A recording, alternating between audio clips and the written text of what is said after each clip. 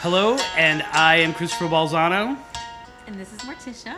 And welcome to Tripping on Legends, episode 138, Volco and Revists.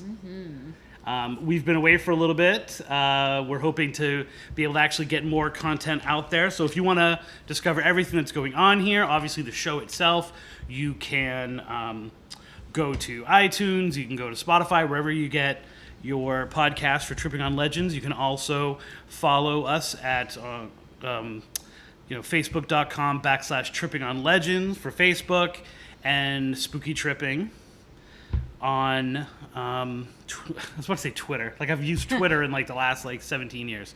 What do you call it? Instagram. And then we're also at Tripping on Legends on TikTok as well. Have you checked out our TikTok? Are you on TikTok at all? I'm not on TikTok. You're not on TikTok at all. I'll have to remember that. Because every once in a while I get something, I'm like, I want to send it there. But I won't. I won't send you anything. So there you go. No. Whatever. What are you going to do with it? Deal with it. And we are focused tonight on really the kind of cusp, the edge of the Ocala National Forest. Mm-hmm. So to give you a little bit of background, a little bit ago, there was a friend of mine who sent me a video of a ghostly legend that I had never heard of, the Witch of Volco Road. And by the responses and by the amount of stuff that was out there, there's a ton of information, or there was a ton of interest in this haunting. And I was almost ashamed of myself that I hadn't heard of this story before, because it technically falls into the realm of the Ocala National Forest. Yes. It's in Volusia County. That's where the word Volco comes from. Volco stands for Volusia County. And I was ashamed of myself. And so I started doing research, and this was one of those ones. I was in a good place emotionally, physically, kind of like that New Year's resolution-y kind of thing, although it wasn't New Year's. And I was like, well, this is before that. This is during the summer, and I was like, I am going to document how I do this research. So I put a trailer out. So anyone is following us on social media or goes to the website, trippingonlegends.com, will see Volco Road, the Witch of Volco Road has been posted there for months, maybe 6 months. We didn't get out there until Thanksgiving because it became the perfect time to go out there. We both had time off. I didn't have my kids for a few days, so it was excellent time to go out there. So a lot of this stuff, I had to dust off this, because this was all written probably sometime around August, September at the latest. And I was like, I can't even remember it. Even when we were out there, I had to refer to this because it had been so long since I had done the research. It's been marinating for a little bit. And that's a really good word for it, because it had been marinating, because it was one of those ones that was all right, it's got all of the elements that I love, right? And that Tripping on Legends has kind of founded itself on. The major thing that I'm working on, I think since the last episode I've got 2 books out, but the book that I'm working on right now, once again, Back to the Swamp Witch, which is on my mind. Abandoned road, bridges, serial killers, all the things that have kind of become a staple of these ghostly legends, especially ghostly legends in the shadow of the Ocala. So I'm surprised I didn't walk my way to Daytona to get this. But before we get to that, so we're going to tease you a little bit on the witch. Let's get into the other places that we went, because oddly enough, when I started getting a little bit more revisiting our good friend Gerald here, make sure I'm going to say George and I'm going to say Gerard a lot. So make sure every time I say George, or especially Gerard, because this guy is totally reminding me of Gerard Schaefer. He even kind of looks like Gerard Schaefer a little bit. Well, it's Harold. You think that's Harold? I think that's Gerald. Well, I'm Latina, so that doesn't. You can't bring your. He is obviously not Latina. I know that, but when I look at that, I think Harold. Anyway, that's my first go-to. We decided that we were going to take a trip out there, and so we scheduled the whole thing, and then it was okay, what are we going to do? Because we have some time off. Like we have some time, like the legend itself is very specific to a time, right? Which once again, tripping on legends wise, love it. It's identified as like you have to do it at this time. Dude, that's annoying me. I feel like we should put that camera down a little bit. Okay. Do you agree? Yeah. Okay. Yeah. So we'll kind of edit that part of the recording. Okay. Yeah, I agree. There you go. Better? Much. Yeah. Okay, yeah, that's better. Okay. And for those of you guys who are on the social media, our cameras for the social media are so far away, there is no chance we're going to be able to respond to you. Yeah, I can't see So that far. don't feel bad if we're like, they're ignoring us. We love tripping on legends and they don't talk back. That's the reason why. Bringing it back in 3. So we had to decide what else we were going to do while we were there. I'm not sure if you want to get into what our other plans were with that. That's for you to address or not address. Well, I loved it. I loved our trip. I was talking about like the other stuff that you were planning. I'm not sure if you want to get into that about or Mr. not Paul. get into that. Yeah. So, Mr. Paul. No, Mr. Harold. Mr. Harold. She's not getting the reference, so I'm moving on. Sorry. So, I was trying to figure out what would really be really good for her. There was a really good one in Daytona that we didn't get to. The guy yelling at the fence, like the whispering at the fence. We're totally going to go back and do that. Like, I feel like that's something that we really need to go back. It's a great legend. And oddly enough, we didn't get to it because we were just kind of consumed with this and kind of... I got a feeling, so hashtag follow the signs, that we should make our way back to Ormond Beach. Mm-hmm.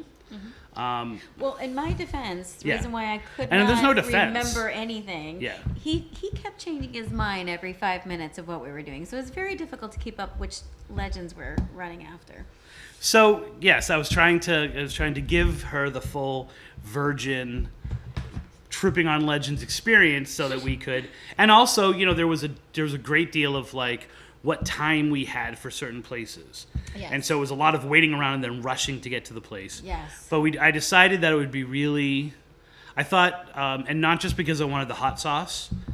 If you've seen my at last videos with the hot sauce, I wanted to go to Tomoka State Park because I thought you would absolutely love that. And so that was a plan. And then it was like, okay, well, if we're going to do that, we should go to Bulow Creek. We should go to the suicide tree, all that stuff. And so we kind of pushed off some of the other things. And then also I feel like we actually really just got tired. We did. Even the first night we had kind of planned something, but we had been driving all day. It was Thanksgiving. Trying to find someplace open to feed us on Thanksgiving was a hassle. But we were able to get out there, and I was able to introduce you to my two favorite hauntings in Ormond Beach. One would be the Fairchild Oak, which is in Bulow Creek or Bulow State Park, and then right down the road, the granddaddy of them all, Tomoka State Park with Chief Tomoki and, more importantly, for what we were looking for, the Overseer. Yeah. So assuming that people aren't obsessed with tripping on legends and they know all of our ghostly legends by heart, what do you remember about the suicide tree? We'll kind of like start there. I loved it. When you walk into the park, it's the most stunning display of the moss swinging and the wind and the smell even. It's just gorgeous. So much green. And so when you pointed out the tree, it's this huge, beautiful, healthy tree. And it's I didn't feel any kind of negative presence. If anything, I felt like a happy one. Yeah. I don't know if these people just... the suicide tree, the souls that let go, just they really, I guess in their mind made the right decision, like go to a peaceful place, and that's what I felt. I think I didn't feel any. You mean the people who kill themselves? Yes. I'm going to disagree with that part of it. Really? Yes, I've been thinking about this because you feel different. I've been rolling around. I have no, in my mind whatsoever, that is a place of darkness. Oh, see, I didn't feel it. I know. But I think because like I said, I was rolling it around in my mind. So for those of you guys who don't know, the suicide oak, the Fairchild oak, the suicide tree, There have been several, including the second James Ormond, took their life either at the tree or died mysteriously near the tree.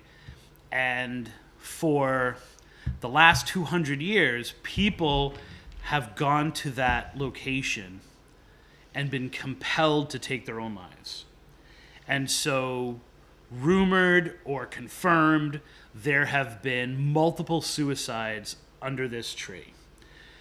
When we went there the first time, we went there on a Sunday. We played Gloomy Sunday during our Facebook Live.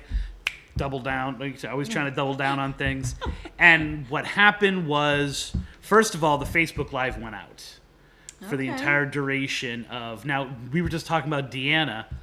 You know, sometimes I wonder whether it was a copyright thing, like they literally turned off Facebook Live for the duration of us listening to a song. Oh, yeah, that could be. But, because it did kind of seem to go on, but we've always had the mystique that whatever is there didn't want anything out at that point. And I've been there that time once with my kids, and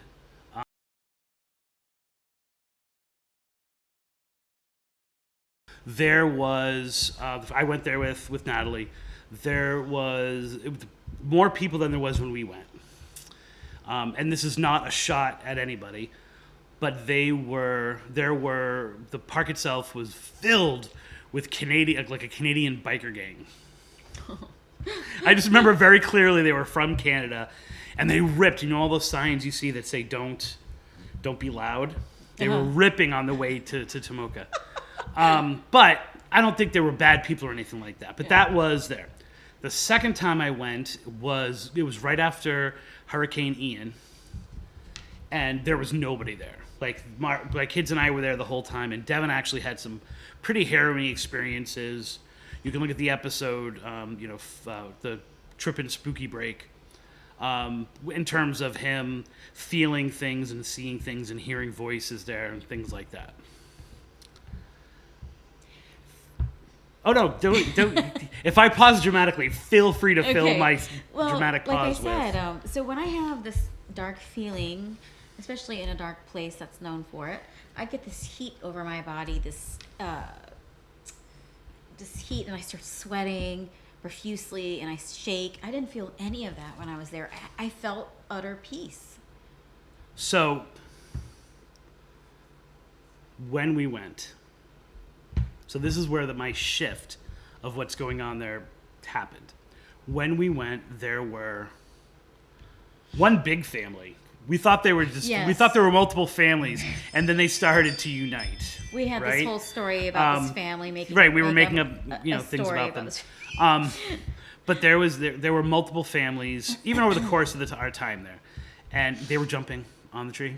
It clearly says don't jump or climb on the tree. Whatever. But I wasn't in teacher mode. It.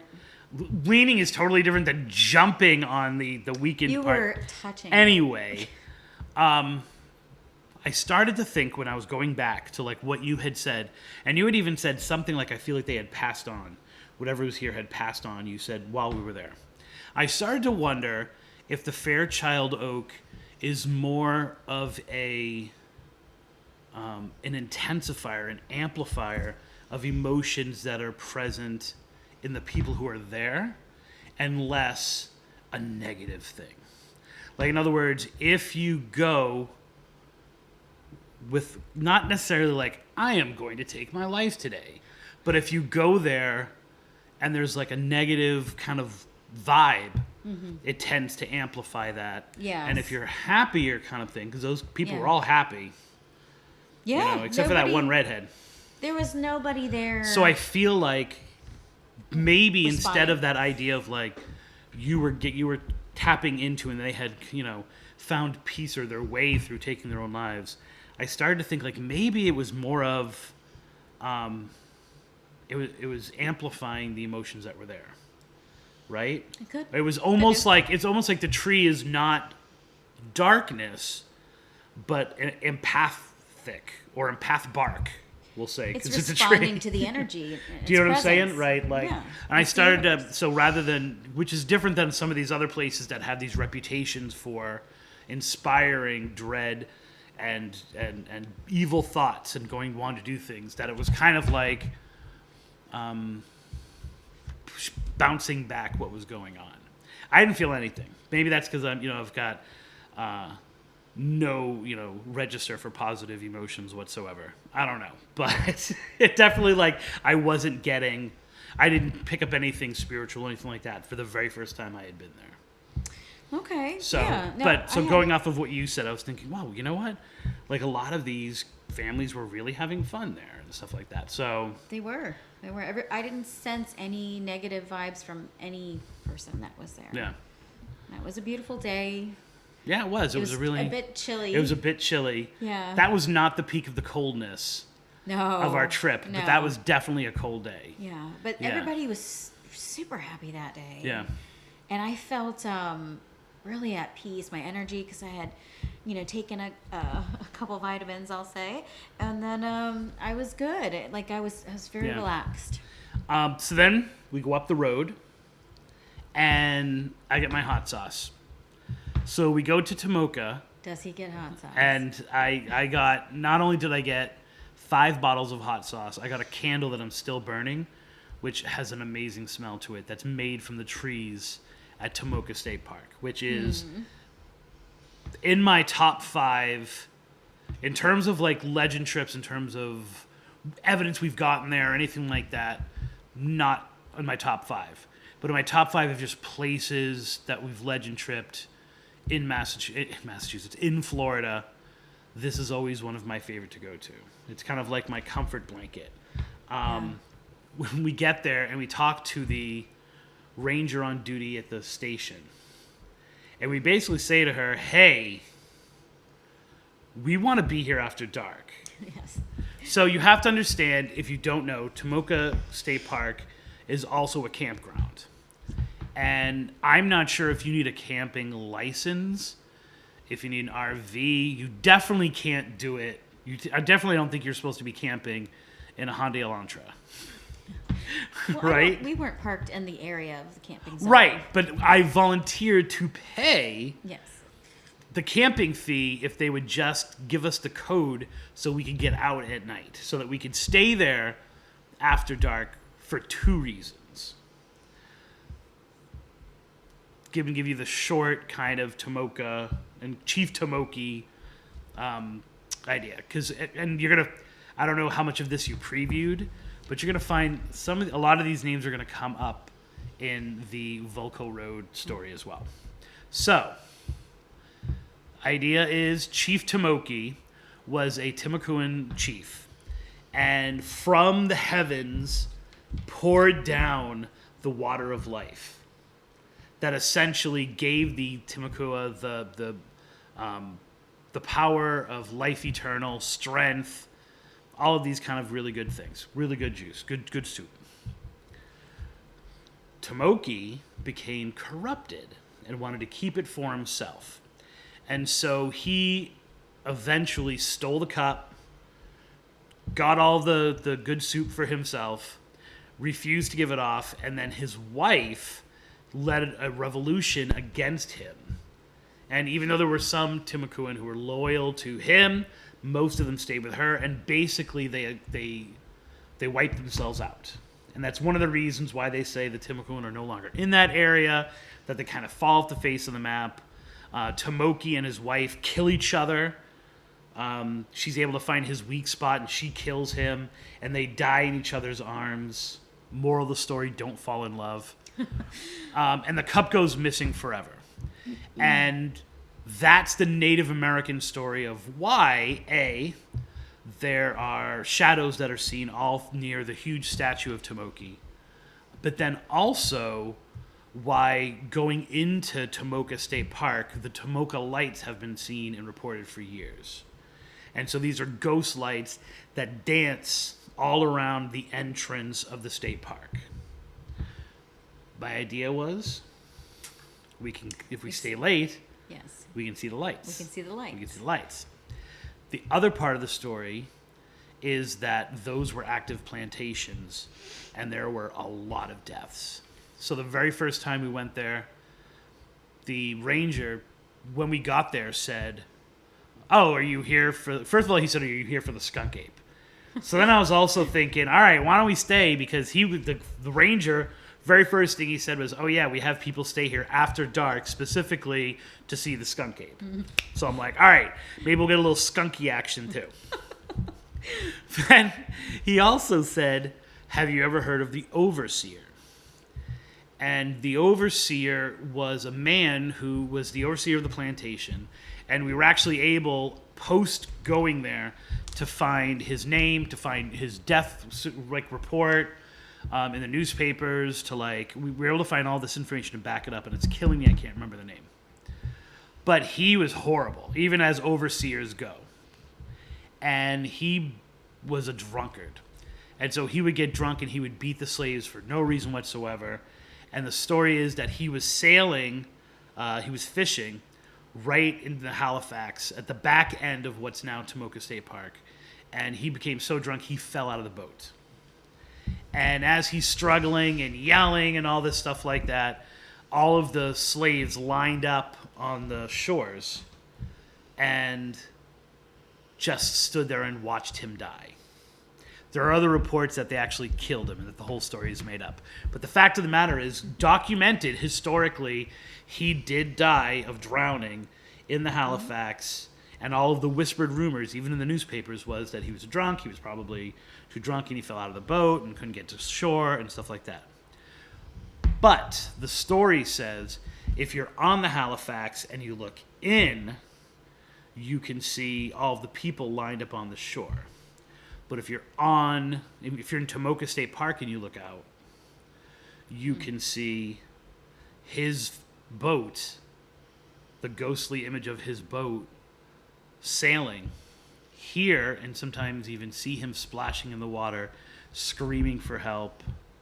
We did see a dolphin. We saw many a dolphin.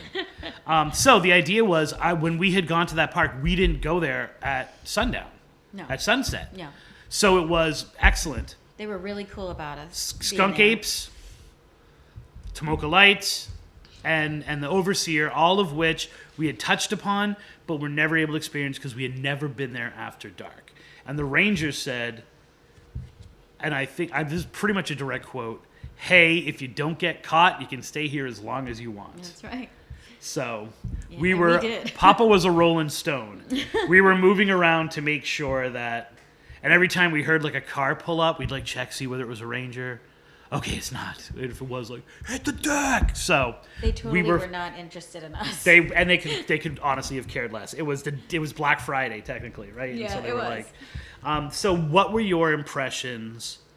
First of the park in general and the statue. When we got there, we separated. So we spent a lot of time not together. So I never asked you on site what you had been feeling and thinking, because I wanted your genuine reaction. Mm-hmm. Well, that's another beautiful part of the park. And the statue is huge, way bigger than I thought it was going to be. And I think it was a good representation. You explained how the cup, he's holding it in the cup. I mean, with the hurricanes, it kind of took apart pieces of the statue, but so he explained the things that were missing. But I liked it a lot. If anything, if I felt a presence, it was there. Yes, not at the hanging tree. So one of the things, I was so tempted. I think I'm not sure if I posted it. I think I posted afterwards after I made my decision. I was so tempted to just reach over and take a little part of the statue, because there were scattered pieces of it all throughout, like where the fence is.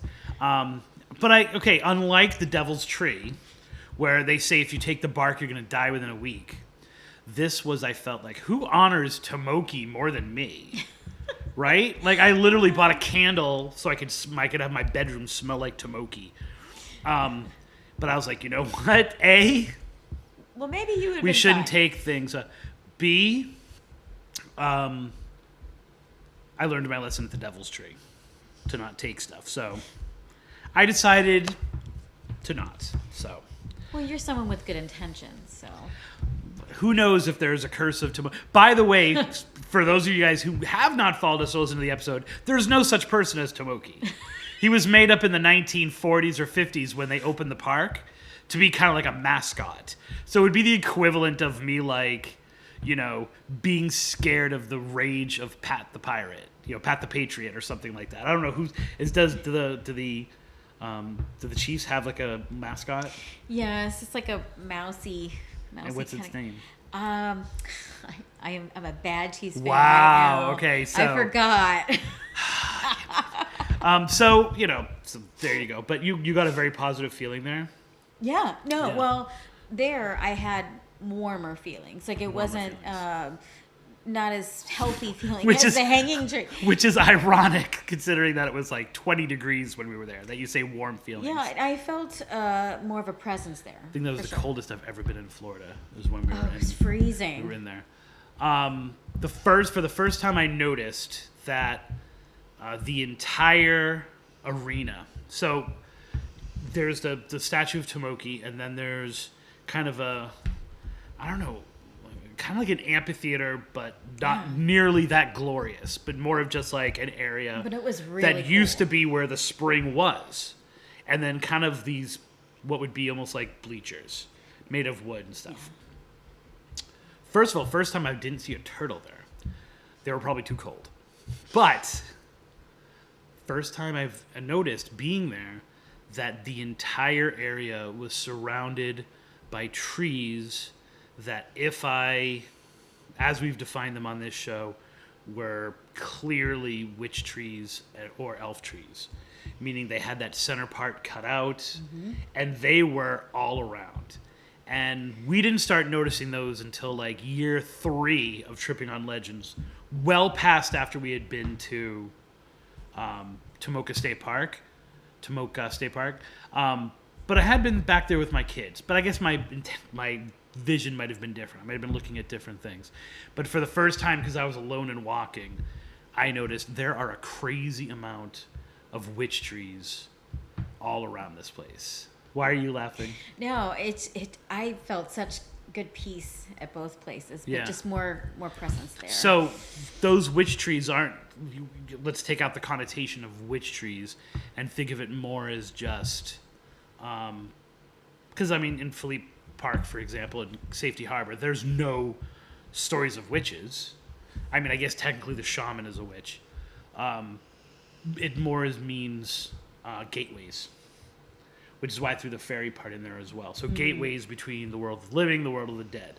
And so I started noticing after the Swamp Witch that so many of these paranormal places that we go to have these witch trees surrounding where the focus of the activity is and the legend is. Then I started noticing whether or not every place has them, right? Maybe it's just Florida has a ton of these kinds of trees. There's an uneven amount in the haunted places. So yeah, it has a scene, or the arena area reminds me of a little scene from Lord of the Rings a little bit. It's very I don't know, like you said, elven. It's elven life lived there. It's you know. Now I'm unsure. I've done research over the year when the spring itself evaporated, like whether that part was there and they added the kind of staircases into it, like whether the amphitheater part existed and they added the structures of it, or what. I've never been able to find the history of that. So definitely, Gemma Rose, if you are hearing this, or maybe I'll even message you about it, I'd love to know when that spring dried up. Because the story, the way that I understand it, is it dried up after his revolution, or after his, selfishness. I loved it. And then there's sunset. Sunrise, sunset. We had a beautiful sunset too. During the entire, we're literally like, no matter where we were, it was, this is the most beautiful sunset. You love that weekend was you need amazing. to just volucitate all of your sunsets. because you were hip on all of them. But we were very specific to be like, here we are. It's supposed to happen right here. Point the camera. Let the sun go down. How long are we going to wait? And so we got probably at least an hour of footage just of that one little spot. What were your thoughts on that moment right there? Like, waiting there, observing. And we did a few lives to kind of break up, the monotony of staring off into water. But like you said, staring off, it was such a peaceful spot. We had a little lunch table there overlooking the sunset with the trees. We should have brought food. We should have had a picnic. We should have. I think we originally had an intention of that. And then we had our supplies from the Tomoka outpost, but I could totally see that happening in that little yeah. I mean, Halifax there, the alcove. So I was, except for the fact that like literally we have newspaper articles talking about it, and a ranger told us about it, who was an authority figure. I was wondering as we were there, was it reflections? You know what I'm saying? Like, the sun is setting on water, right? There's sparklies everywhere. There were dolphins jumping out of the water and like appearing, and which I didn't even know there were dolphins in the Halifax. A whole pot of them just came. I was wondering whether it was something natural that was causing it, but that's such a specific thing. Well, to see a boat, hear the screaming. Now, I did notice I think at one point we even mentioned it in the video, because I watched all that video. We mention it because we can hear the yelling of someone partying somewhere, So it was like, okay, I get it. Like, and there's obviously echoes on the water and stuff like that. Could that carry? But especially that other part of watching all these people, these ghostly figures on the shore, that I'm like, that's a lot less likely to be hallucinated or to be like misseen, I should say, not hallucinated, but misseen. So, well, you've got that whole trail back there too. There's a whole walking area along the edge of the water, and I can visualize all of them just standing there. Watching, like I couldn't come up with something. It was a good platform for them. I don't debunk because I hate that word, but I couldn't envision something natural that would be mistaken for a whole bunch of people on the water, like on the shore. For sure. As much as I could feel and envision them actually there, like the ghosts actually there. If you're cruising by in a boat looking at the shore, the mangroves and the little trees there could totally be mistaken. Oh, so you think they could be mistaken? It could be. All right, I'm saying no, but you're saying yes. I think it could be. Okay, we should have gone on a boat and gone down to Halifax. That would have cost. That would have gone beyond the tripper's budget. Did you feel drunk at all? Well, that's a hard one because I did a little reefer before. Okay. So, the first time Natalie totally was overcome with this lightheadedness, she had not done anything previous to that. I was just really cold. Falsely created that. It was really cold. Was real cold. And of course, I didn't prepare for it to be that cold, so I was wearing my 90s grunge look. But I didn't have, a parka on or something like that. We weren't prepared. Was not prepared. And oddly enough, that was the first time there weren't 4 blankets in my trunk that we could have wrapped ourselves in. So overall, did you enjoy your time in Ormond Beach? Loved it. I'm still convinced there's a ton going on there. If it was closer, I would, especially with the great research that Gemma Rose is doing up there, I would love to expand upon some of that stuff. It's just so far away. It's even so further than Pemberton Ferry. It's almost impossible to conceive of me being able to research it. Because even Deanna and I, 3 years after Natalie and I went there, we tracked down an entirely different story that was, less than a mile from where we were about another witch. So it was there seems to be that there's a ton that we could do in that area. So putting a pin on our current missions to Ormond Beach. Are we going to talk about our trip before that, of what kind of drew us to do certain things? Yeah, if you want to, you go ahead. That cemetery that we found by mistake in Go Tampa. ahead. It's your story. I Tell don't it. remember the name of that cemetery that we... It was something very simple, like Memorial Cemetery or something like that. So Chris puts the address to the event that we're going to. And So we're going to, in Ybor City, I believe, is it the cigar shop? We were going to the Oddities to see Joshua Ginsberg was having a book signing as part of this whole oddity market. And so it's the famous haunted place in Ybor City. Not that there's not a ton of them. So we were going there. Mm-hmm. So he input the address in his GPS, and it took us to a cemetery we'd never heard of. No idea why. Not even close to it. He put the perfect address, nothing wrong, no typos. So I put the same exact address, takes us to the event. But how funny. Yeah. We just So happened obviously, to, come along especially on with that. like light rain, we're like, we need to, after we go to this oddities market, we need to come back to the cemetery. Mm-hmm. And maybe even do a little research while we're at the oddities market to see if there are any ghostly legends in this cemetery. Mm-hmm. So we do end up going back. We end up going back, and I'm a psychedelic gal, and I like anything natural. And so we were kind of casually giggly about, maybe I should do shrooms on the next legend trip, and he says, well, we'll see, #follow the signs. So before I even said that, I took a photo of the grave that we were looking after. So if I'm not mistaken, there's some ghostly legend about this grave, but it wasn't that firm. But it was something like maybe the guy moves or something like that. There's a kid I can't remember what it was. It was a husband and wife, wasn't it? It was a husband and wife, yeah. And they were buried together in this beautiful It's a pretty well-known area. Ghost legend in this cemetery, so... Yeah, and so I had taken a picture previously before I made that statement, and so did Chris. Well, in your picture, it doesn't show a mushroom sitting there on the edge. There's like this little... wall. A short wall around the whole plot. Boundary.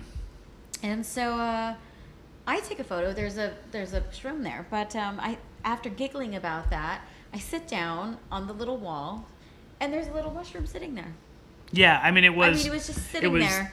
Close enough together that even if it's not as if you had seen it and it had been there, you would have been like, I'm not thinking of mushrooms at all. Maybe I should trip at a grave. It was more of, you were talking about it and holy crap, there's a mushroom there. Just sitting there, and not planted either, planted. sitting on it. Yeah. So. And he says, well, follow the sign. So yeah, I'm not sure if I would have normally agreed to that. Well, if I it didn't hadn't think you would been have. a follow the signs kind of moment. So. Because I feel so much. I see things, you Yeah. know, in the breeze, and I don't know. And so I did that at the Tomoka. Right, that's what I was implying earlier, that you weren't getting what obviously. Are you going to talk about that or not talk about that? We didn't talk about that before doing the podcast. I know we don't know each other's signals well enough for me to be like, are you talking about that? Because you're. But if there was anything negative, I would have felt it that day for sure. Yeah. Especially taking psychedelics, but just utter calmness the whole day. It was fantastic. Yeah. So that had been a day of a lot of different connections being made, and so I mean I think we even got out, and where we parked, you looked out and like your mom's maiden name was on one of the graves. Yes. Like literally right where we parked. Yes.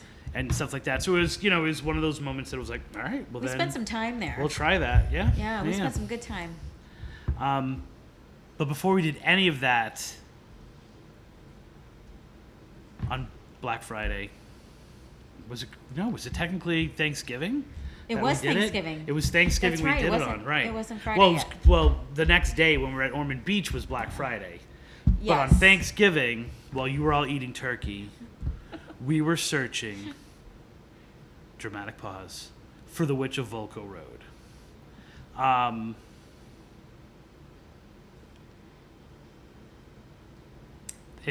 Like I said, this has all of the things that a Tripping on Legends adventure should have.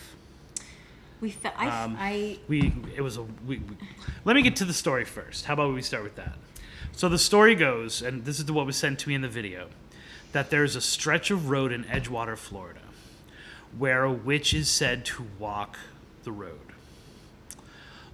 The witch was said, that first video said there was a witch who had been hit by a car on the road, and no one would help her because she was a witch.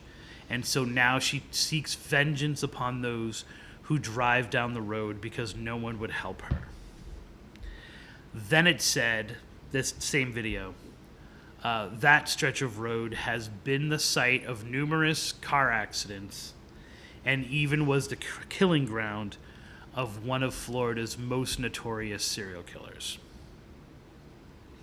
Again, I didn't. And then faded out, right? Like it was a typical TikTok video where they're all AI images kind of floating around, stuff like that. And I was like, all right, definitely got to do research on this because, first of all, who's the serial killer they're talking about? Secondly, what's going on with, so I just needed to do all of that. So we hit it. So let me explain, because now I hit the research. And I found out what exactly is this story. And of course, like every, I'm an old man now, so I'm putting my glasses on. Like every ghostly legend, there are a few different versions. At midnight, so the big thing is you have to do this at Volco Road at midnight. You stand on the bridge, and she appears on the bridge. You turn your lights off, and when you turn them on, she's there. She's known to scream. There's screaming that happens from the woods. She is said to be the cause of multiple accidents. Now, I did do research on that, and there have been several car accidents on that little stretch of road. Everyone in all of and I think we can kind of bear this out. We were driving 7 miles an hour down the road. Yes. I mean, we were driving slow. Locals don't drive slow. They fly down that stretch of road because they know it so well.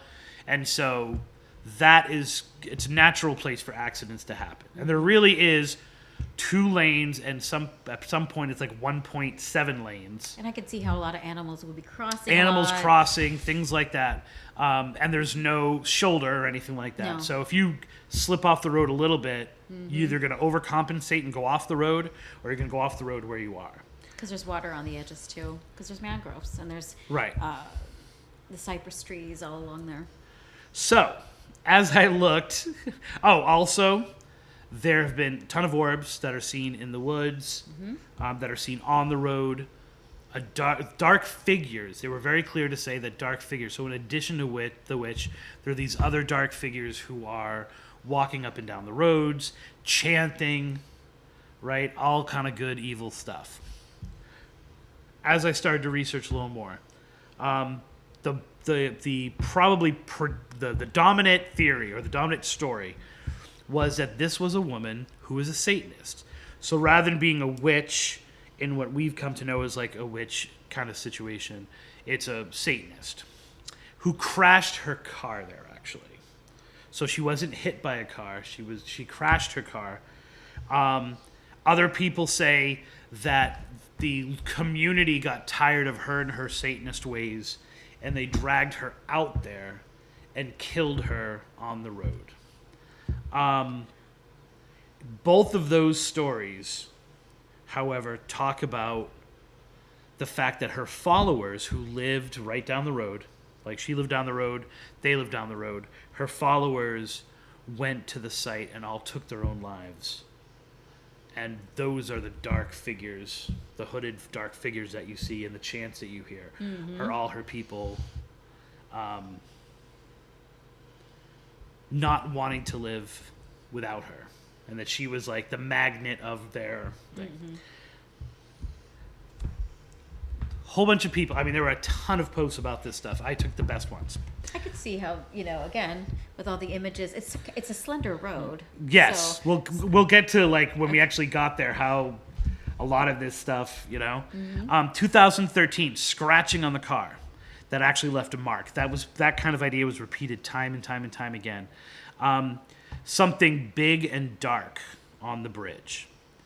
2014, a woman's scream. Bright car lights coming from the other direction, and then the car just never appeared. Like the lights bared down on them, but nothing ever happened. Again, pictures with orbs. Then what happened was this person had gone there because their cousins were one of the people who had died. Okay. And they started seeing orbs floating around and circling around the tree where that had happened.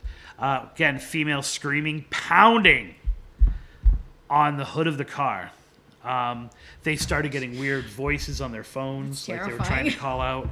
Which would be scarier for you? Pounding on the hood from an unseen hand, or voices coming on your phone? The pounding on the... Yeah? Because it's physical. Okay. It's All the right. physical presence there. One of the connected legends that was mentioned in some of these things is that the day after Halloween, All Saints' Day, the remnants of her cult, who have now scattered to all points of the compass, come back and try to raise the spirits of all of the people who either died there or took their own lives there. Maybe repeat journey All Hallows Eve. Or, All Saints' Day. 2021, bad dreams. This is another thing that happened time and time again. People said they went there, and then they had unusual dreams for a day, that night, or several days after. Women in a white Victorian gown, who again has been seen multiple times, and who was then decapitated by a soldier. So the dream itself, I believe, took place on the bridge. So the woman's dreaming, she's back on the bridge, not in a car. She sees this woman in the Victorian gown who gets decapitated by a soldier. But a few people have mentioned the Victorian gown, which is nowhere in any of the history that any of this happened in Victorian times. A lot of people say it's fairly recent history.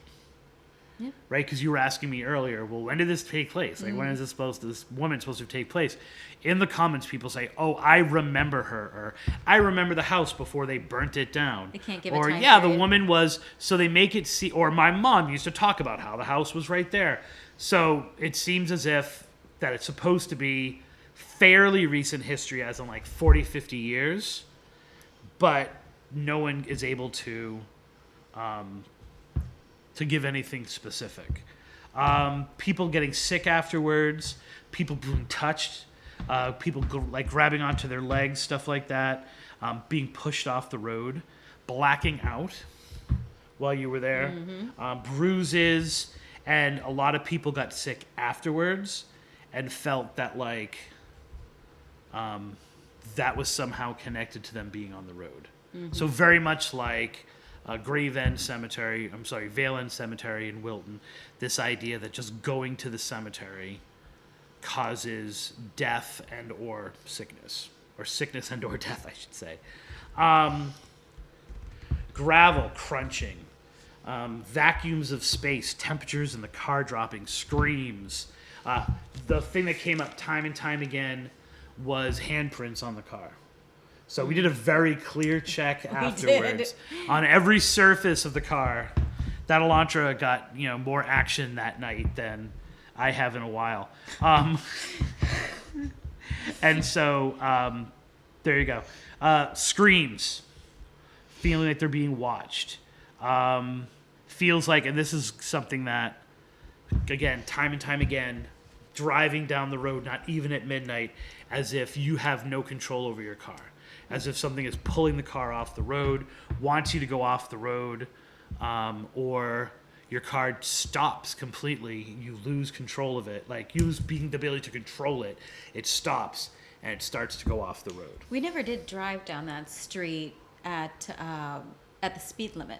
We took it very slow the whole time.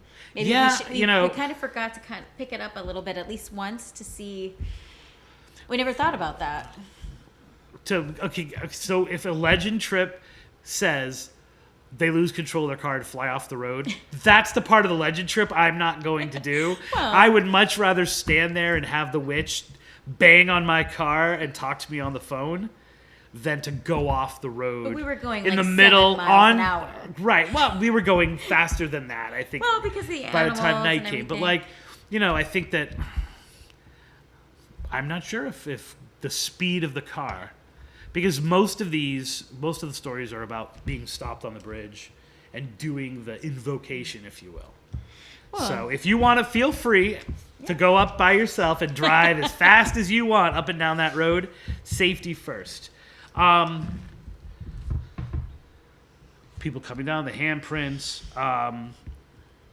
Now, there were other reports that were pretty much, they were frequent, but almost as frequently people were dispelling it, which is that there was like these flaps of missing kids around the road.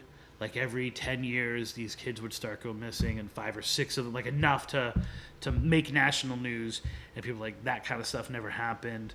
But they do, again, say that there's this, on Volco Road, the 2 roads that connect it, or the 2 roads that it connects, there's heightened levels of drug use and suicide and those kind of things. But again, almost every single time that stuff was mentioned, people were quick to say, that's not true. That's not true. And you know, that's I've talked to enough Freetown, Bridgewater Triangle, Fort King. People whisper that if it's something they really think. Like if people really feel that whatever the activity is or this dark space is the cause of bad things happening in their community, they say it. We should have picked up the speed a little bit. At least Okay, get off the speed. And almost every single time. So there were Timucuan murders or deaths in the area. There was your typical thing that you find in that part of Florida. Although I've never been able to find if there was any kind of plantation there. I'm sorry, there was a timber and sawmill plantation. A lot of the Timucuans were kind of enslaved in there and kind of forced to work there. So kind of the same thing. And a lot of the settlers, a lot of names came up that were familiar to, like the Austines from Deltona and things like that. And people have reported for years the screeching of weird-sounding owls and odd coyotes. So, Volco Road, witches, seems to be a connection to the Stikini and the Coyote Woman as well. Then, it was the story of the serial killer. And this came up time and time again. And the name associated with the killings, like, because they kept saying, Florida serial killer, or Florida's worst serial killer, well-known Florida serial killer, was a guy by the name of Gerald Stano. Okay. So, tell us about George Stano, who. Okay. I don't know. I'm maybe I'm too liberal, but go ahead. Well, exactly. Well, he was an American convicted serial killer. 23 years young, and he was said to have murdered at least 88 victims. 88 people. 88 people. Almost all of whom are in Florida. Yes, and that's a shocking number, 88. Yeah, they always inflate their numbers, but. Well, so he had many siblings, but he was put up for adoption at 6 months old. The mother was not a good mother. She neglected him, and but even though he was adopted, but an orphanage wouldn't take him because he was too far gone, right? Because as far as mental state, at 6 months old, they called it animalistic level. By the time he got to the adoption area. This is a guy who was so neglected. Like, he was treated like an animal. He acted like an animal at an early age. Was neglected, was abused. It's like I said, I'm way too liberal. I mean, nature versus nurture. It's almost as like this guy's life is a lesson in how to create a serial killer. Yes, and how to destroy not only the soul of a person, but to drain any ounce of compassion or empathy from them. He didn't do very well in school. He had C's and D's. Let's see, what else? What happened? Gosh. Sorry, I should have given you a little bit more on that. Yeah, so, I didn't get too much. Bad guy, right? Yeah, bad guy.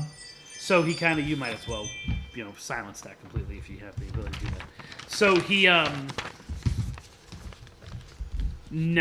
this dude never had a chance. That doesn't justify any of the stuff that he did. He's eventually caught, convicted, and executed here in the great state of Florida. Not at Stark, though. But I want you to just kind of go through some of the murders themselves, if that's okay with you. Sure. Because I think we're going to see some things pop up. Okay. So. Okay. Well, one is Janine Marie Ligotino. She was 19 years old, and another one 17. They were discovered stabbed to death in a vacant lot in Gainesville, Florida. So Gainesville, so in west. 1973. I mean, so west. Okay, and then Barbara came. She was 16. This was also 1973 in Bradford County. She had been abducted from a Holly Hill shopping mall and strangled to death. So that Barbara Ann Bauer is the name that's associated with Volco Road. Okay. So this would have been the second murder that he confesses to, or that he's connected with. So we know that he's into strangling and stabbing. So Kathy comes at 17 years old. She was a hitchhiker from Port Orange, whose body was found in 1974 in January by hunters in the Merritt Island National Wildlife Refuge near Titusville, Florida. So again, another old Tripping on Legends episode, Merritt Island Preserve. She too was stabbed and strangled.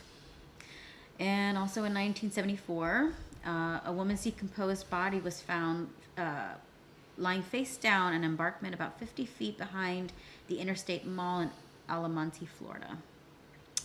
It was determined she had been killed in the same spot that her body was dumped. Makes it better for CSI, I guess. All the evidence is there. Yeah. She had been stabbed twice and was possibly sexually assaulted, as her underwear was pulled down and her skirt was pulled up. In 1982, Stano confessed to her murder as well. He said he had picked her up while she was hitchhiking on the I-4, had argued with her, and ended up murdering her. She remains unidentified and is known as the Seminole County Jane Doe. In 1975, the body of Nancy Jean Hurd, age 24, was found near Willow Creek Road, just north of Ormond Beach. So Willow Creek Road. Mm-hmm. Her strangled body was posed and covered with tree branches. She was last seen hitchhiking on Atlantic Avenue. So he's targeting people who have no vehicle, right, who are kind of maybe feeling a little helpless. Don't worry, we're not going to read 88 of these. I just want you to see a trend, but also some weird geography. Go ahead. Sorry. And then age 18, Diana Lynn Valek, found, and also 1975, in an empty lot in Wesley Chapel, Florida, at the interstate of State Road 54 and Livingston Road. So Wesley Chapel, which is nowhere near Daytona or anything like that. It's on the other side. It's on the Gulf Coast. And she was shot to death. That was the first time that we're hearing about that. Let's see here. Age 12, Susan Bazil. She was last seen in Port Orange, Florida, also in 1975, according to Stano's 1982 confession. All these murders are really close together in 75. And not connected by people. I mean, you're seeing he's hunting on both sides of Florida, and, And in 1982, he did confess. He picked her up as she exited a school bus after enticing her with a ride to the Starlight Skate Center on South Nova Road. Nothing like a good skate center to get you going there. I'm with you on that. Yeah. Instead, he strangled her and left her body in a patch of woods covered with palm fronds. Her body was never found, and the site has since been built over. Do they commemorate, or that's not the word. Do they Commemorate? Yeah. No. No. Okay. Also in 1975, a fisherman discovered the body of a 16-year-old Linda Ann Hamilton strangled, drowned, and buried in the sand of a beach near Turtle Mound State Park in New Smyrna Beach, Florida. She was last seen walking down Atlantic Avenue. 21-year-old Emily Branch's strangled body was found floating in Spruce Spring Creek in December of 1975. She had been murdered earlier that month in Florida. Stano also confessed to her murder, among many others, in 1982.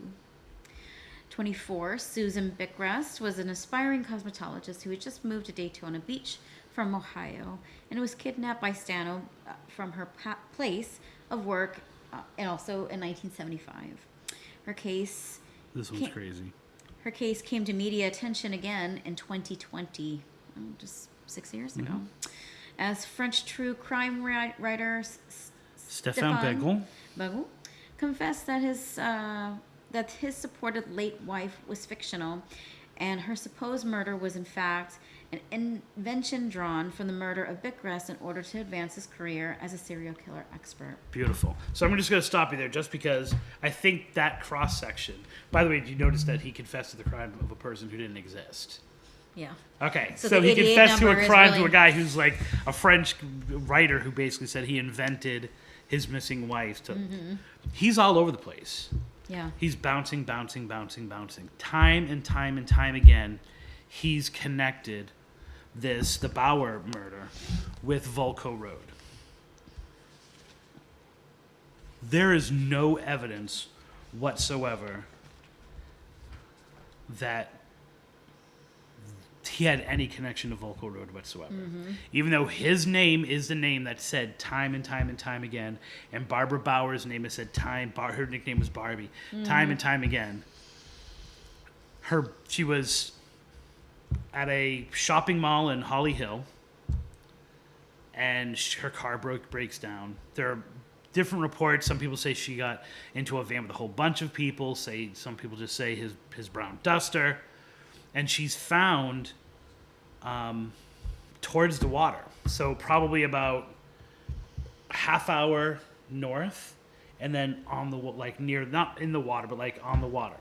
Nowhere near Volco Road whatsoever. Right? Nowhere near Volco Road. The murder that people might actually be missing is the murder of a woman by the name of Charlene Gale Hayes, who was found near Volco Road in Edgewater. Okay.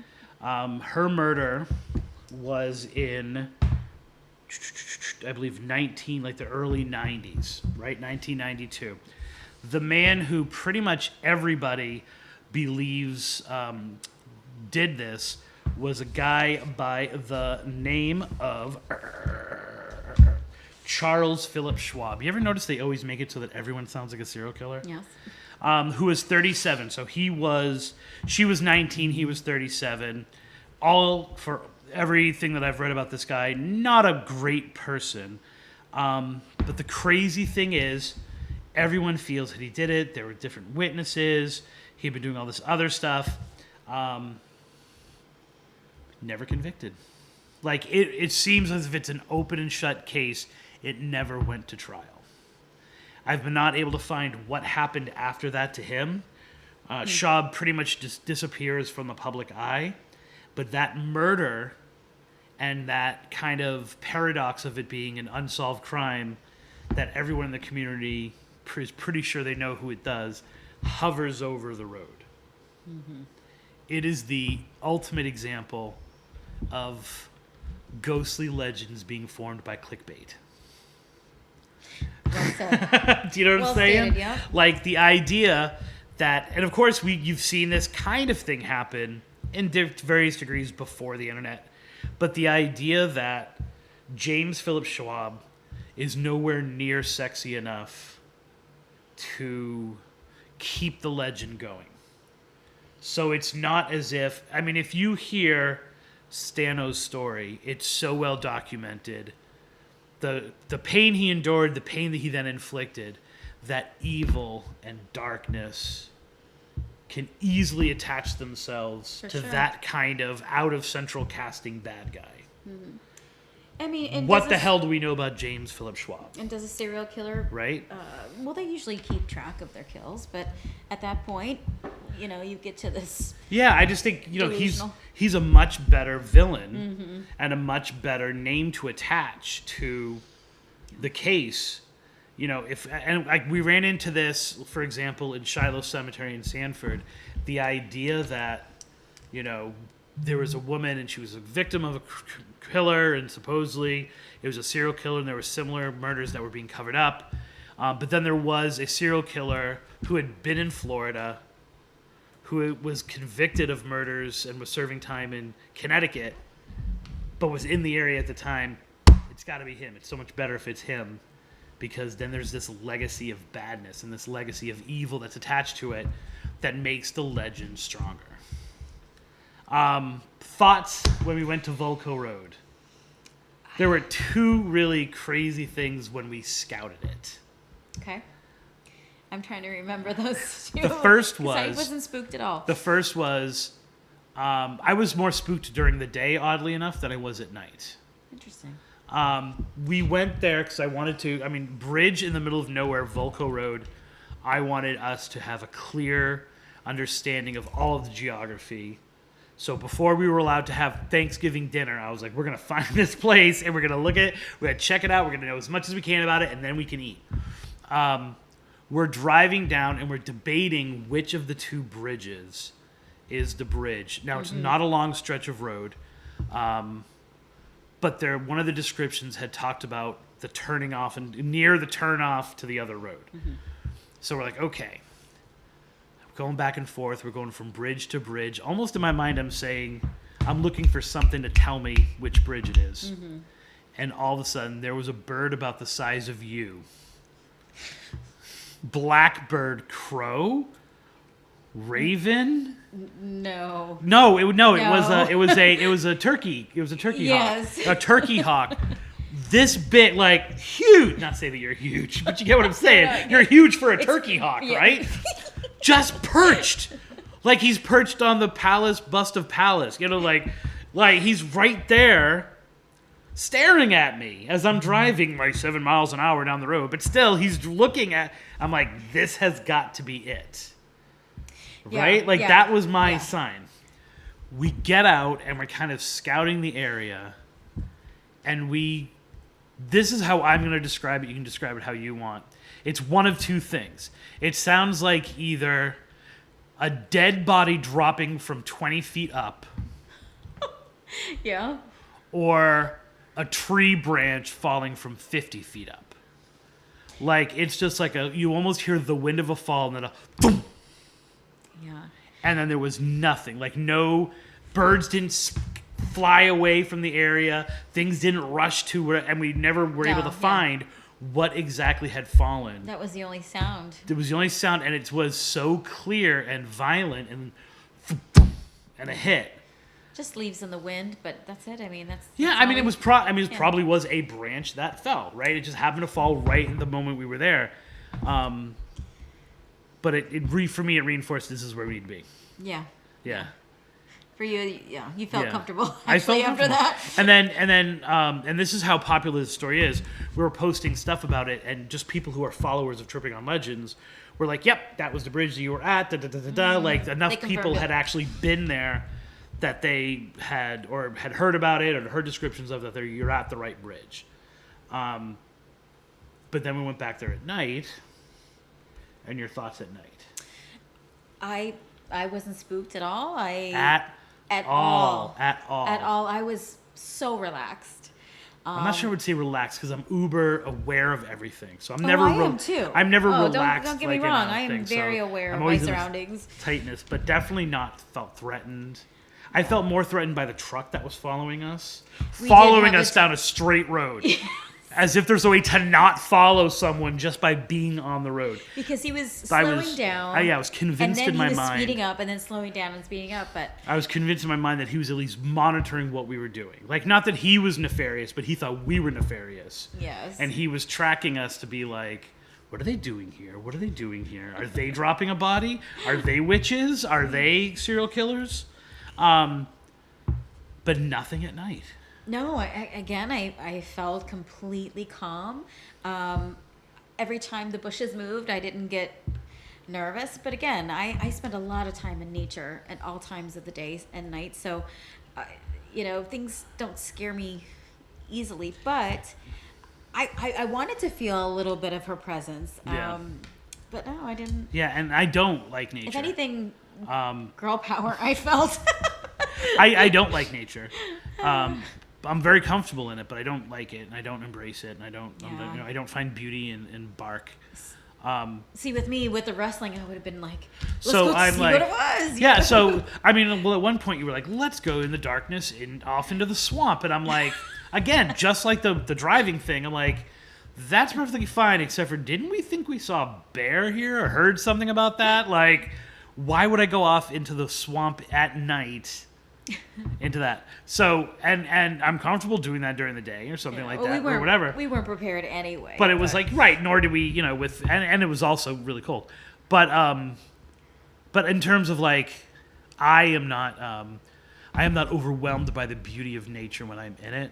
I don't watch sunsets. I'm like, that was beautiful, and there's gonna be one just like it tomorrow and the day after. No. So and that's not I hope that doesn't mean that I'm a bad person.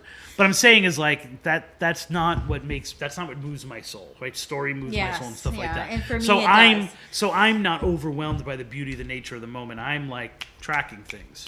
I'm waiting for things to happen. So I'm much more on that level. And that's why my presence is good there, because you're looking for other things. I'm looking on the spiritual side of things, and the nature side of things, because I'm so connected to nature. I felt not connected to nature at all. No, I did. I was. I mean, I love, it's in the nice bushes and everything. And, better. I like hiking and stuff, but like, I like hiking for the adventure of the hike and for the, and so I would say, and of course, there's nothing worse than going someplace once and saying the story is hogwash. Although I love to say the word hogwash.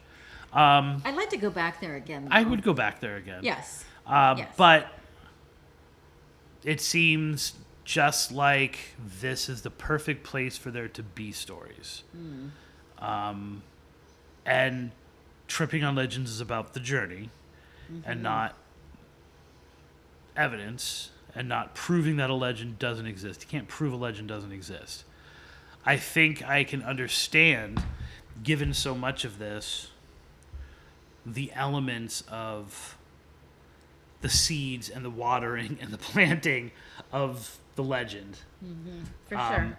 And how it makes sense when you're there Yes. to feel something and to think something and to do it. It's a perfect setting. It's a perfect backstory. It's almost like It's conflicting enough that like you can latch on to different elements of it. It's a perfect road to do a drag race. I mean, it's just long and it's slender, and like, if you lose a little bit of control, if an alligator walks in front of you, even at 30 miles an hour. We were talking today about city and country, and I know those roads. I know those country roads. Being able to go as fast as you possibly can because you know it, and doing that. So I get the appeal of that, and I get why that is there. You know what I'm saying? We seem to be obsessed with that. And so I see that, and then that's why I see that there would be accidents. On a bad day, the rain, there would be mud, which would cause a road that you know so well to not be the road you know. I guess the way I look at it, too, is in a CSI's POV, talking about the scene top to bottom, what could cause this, the aftermath of it, just what's left behind at the scenes. I pictured all of that in different scenarios. And it's one of those things where just because everything can be explained away and you can say like, oh, that tree looks like a witch and this light, doesn't mean that that's what it is. That doesn't mean the logic of our awake mind at noontime looking at something doesn't mean that the legend that exists at midnight is fake. And I think that the backstory might be a little bit of this, a little bit of that, column A, column B mixed together. But I think there definitely is especially it being in the shadow of the Ocala, there's a great chance that there is something on that road. Whether it's a satanic witch and her minions who decided to celebrate her death by taking their own, that's up in the air. But I feel as if there could be activity there. For sure. So, whether it is Volco Road or someplace else, make sure that you are keeping in touch with us so that you can follow our journeys and follow our little tidbits of this and that as we kind of look into some of these in 2026. You can do that best by following us on Facebook, facebook.com/trippingonlegends. Instagram, we're at Spooky Tripping. And then I said, like I said earlier, TikTok is just Tripping on Legends. And you can get this podcast. A lot of the things we reference, you could literally go to trippingonlegends.com. You can make your own playlist of the places that are mentioned in this episode. And you would be able to get at least a day, 24 hours of crazy previous Tripping on Legends with some of the ones that we touched on today. I feel like, that my heart is going to the West Coast. My mind, the west part of Florida, where we are, and my mind is, my researcher head keeps going back to that area of Ormond Beach and Daytona, that we're not quite done there, and I'm not quite done there, so. I don't think I am either. So whether it's Daytona or whether it is Pemberton Ferry and all that good stuff over there, my name is Christopher Balzano. And I'm Morticia. And here's hoping that all of your trips are legendary. Legendary. A legendary. We'll try it again. Fine. We'll try it again, no, because it's like... Are legendary. Right. You can't just say it now, you gotta let me set it up. And here's hoping all of your trips